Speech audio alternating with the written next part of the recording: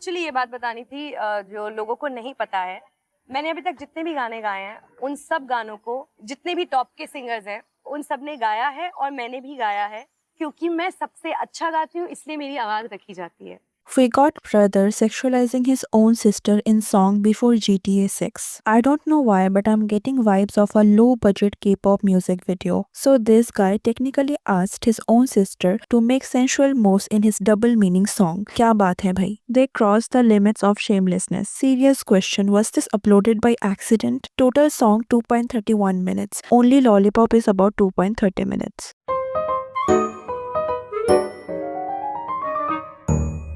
From doing bhajans to this, what actually went wrong with Neha Kakkar? एक time था जब नेहा कक्कर के सॉन्ग के लिए लोग वेट करते थे because they knew that she will deliver at least something. No matter लोगों ने उन्हें उनके वॉइस के लिए कितना ट्रोल किया है, बट आप एक चीज डिनाई नहीं कर सकते that she has given us some great songs. Sunny Sunny, जादू की झप्पी, साकी साकी, मिले हो तुम हमको, ऐसे कई फेमस सॉन्ग नेहा ने गाया है जो आज भी लोग एंजॉय करते हैं। बट अभी रिसेंट ईयर्स में जो सॉन्ग्स नेहा रिलीज कर रही है, उससे ऐसा लग रहा है that the only thing she cares about is attention. No matter attention negative हो या positive, she just need attention, and जो कि उन्हें मिल भी रहा है। नेगेटिव अटेंशन बहुत जल्दी मिलता है, बट इसका एक साइड इफेक्ट भी है दैट आपको कुछ टाइम के लिए अटेंशन मिलता तो है, बट ये आपकी इमेज को लॉन्ग टर्म के लिए डैमेज कर देता है। And this is how Neha Kakkar is destroying her own legacy. तो आज हम बात करेंगे नेहा कक्कर के सॉन्ग लॉलीपॉप के बारे में एंड कैसे उन्हें उनके सॉन्ग के लिए बहुत ज्यादा हिट मिल रहा है। तो अभी नेहा कक्कर ने उनके भाई टोनी कक्कर के साथ एक न्यू सॉन्ग रिलीज किया है एंड यहाँ बहुत सारी चीजों के लिए उन्हें क्रिटिसाइज किया जा रहा है। इस सॉन्ग के लिरिक्स भी उनके भाई टोनी कक्कर ने ही लिखे हैं, बट लिरिक्स में यहाँ बस आपको कुछ वर्ड्स ही सुनने को मिलेंगे। तो इस सॉन्ग को मल्टीपल रीजन से हिट मिल रहा है। जैसे फर्स्ट है उनका low effort for the lyrics. Lyrics के नाम पे पूरे सॉन्ग में आपको बस एक ही वर्ड बार बार सुनने को मिलेगा and that is lollipop. Like 80% song में आपको यही वर्ड सुनने को मिलेगा एंड कुछ बाकी 20% में there are some Punjabi lyrics, but वो सिर्फ कुछ सेकंड्स के लिए ही है। बाकी पूरे सॉन्ग में आपको लॉलीपॉप ही सुनने को मिलेगा। सेकेंड रीजन जिसके लिए इस सॉन्ग को क्रिटिसाइज किया जा रहा है is because of its weird and vulgar dance steps. People are not okay with some of the visuals. यहाँ पे कुछ सीन्स में बैकग्राउंड डांसर्स को ऑब्जेक्टिफाई किया गया है। ऑल्सो नेहा के भी कुछ स्टेप्स है जो लोगों को बिल्कुल पसंद नहीं आया है। And the weird thing is both of them are siblings. तो इवन इफ टोनी कक्कर ने ये सॉन्ग लिखा था, बट दोनों का साथ में होना एंड देन इस सॉन्ग में ऐसे सीन्स होना इज रियली वियर्ड। सी, अगर हम मॉडल्स को ऑब्जेक्टिफाई करने की बात करें तो this is not the only song where it is happening. अगर आप हनी सिंह, गुरु रंधावा, दिलजीत दोसांझ, बादशाह, इन फेमस सिंगर्स के सॉन्ग भी देख लो तो उनके ज्यादातर सॉन्ग्स में वुमेन बॉडी को सेक्सुअलाइज एंड ऑब्जेक्टिफाई किया जाता है। तो यहाँ पे बैकग्राउंड डांसर्स के वल्गर स्टेप्स के लिए आप सिर्फ नेहा को ब्लेम नहीं कर सकते। हनी सिंह तो ये बहुत पहले ही कर चुके हैं, बट ऑब्वियसली हम दो गलत चीजों को सेपरेटली क्रिटिसाइज कर सकते हैं। तो अगर ये हमें वल्गर लगता है तो फिर ये भी वल्गर है। नाउ द थर्ड रीजन जिसकी वजह से इस सॉन्ग को हिट मिल रहा है is because this song is looking exact copy of K pop songs. Like song का जो सेटअप है या फिर एस्थेटिक बोल लो, वो बहुत ज्यादा सिमिलर है कुछ के पॉप सॉन्ग्स के। ऑल्सो अगर आप यहाँ नेहा का लुक भी देखो तो it is also looking very similar to K pop artist and all together is looking like copy of K pop songs. Also कुछ लोगों को ये भी लग रहा है that Neha Kakkar is trying to copy Sabrina Carpenter और कार्डी बी। तो यहाँ जो इस सॉन्ग को ये कॉपी टैग मिल रहा है वो क्यों हो रहा है? तो सी, इसका सिंपल सा आंसर है लो एफर्ट। अगर आप के पॉप सॉन्ग को देखोगे तो it does not only look good but it sounds good too. हम में से ज्यादातर लोगों को के पॉप सॉन्ग समझ में नहीं आता,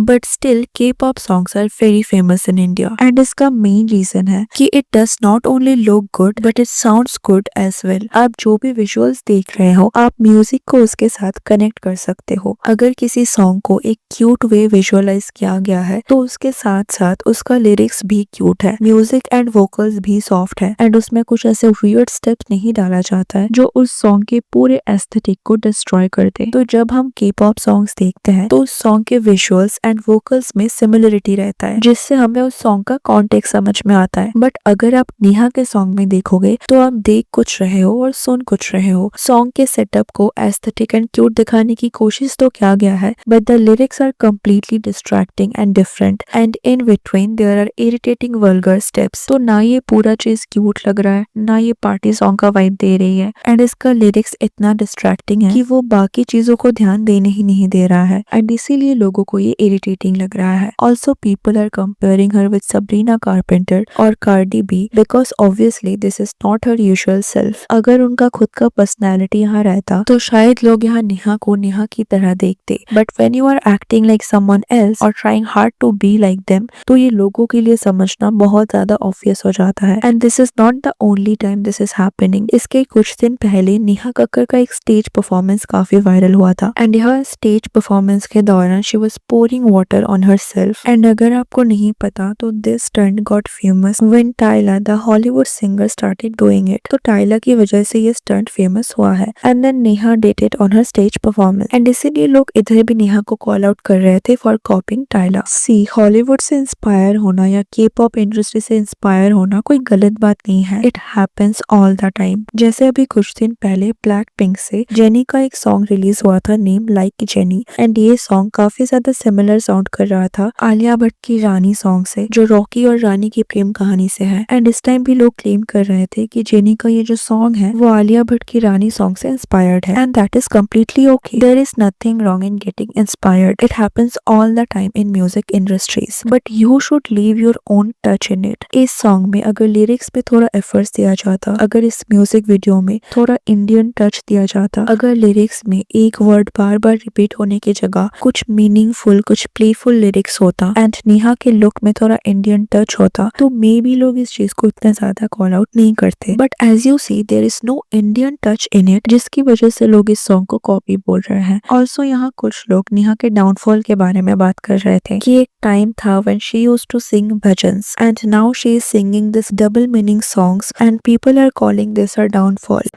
भजन गाते थे, yes, from 4 till 16 I have only done भजन, बस वही पूरी लाइफ मैंने माता की चौकीज में बिताई है। So अभी भी do you miss that a little bit? I do, I definitely do. See, time के साथ चेंज होना कोई गलत बात नहीं है, एंड अगर आप नेहा कक्कर के भजन गाने की बात करो तो that was before her Bollywood debut as a singer. Even पहले भी उन्होंने कई डबल मीनिंग सॉन्ग्स गाया है, so change is not wrong. But obviously अगर आप सडनली ऐसी चीजें करोगे जो टोटली आपकी पर्सनैलिटी के ऑपोजिट है, आप रेज बेट चीजें करोगे, तो पीपल विल नोटिस इट। अभी कुछ दिन पहले नेहा कक्कर का एक और सॉन्ग आया था नेम कोका कोला, एंड लोगों ने उस टाइम भी इस चीज को कॉल आउट किया था, एंड उसमें भी ना सेम इशू था कि there was no creativity at all, and एक ही चीज पूरे सॉन्ग में रिपीट हुए जा रहा था। So that was the whole controversy. What do you think about it? Let us know in the comment section. And if you like this video, please give it a like and subscribe to our channel. And also if you are interested in Hollywood content, we have another channel for that. So make sure you subscribe to that as well. Thanks for watching. See you in the next. Take care.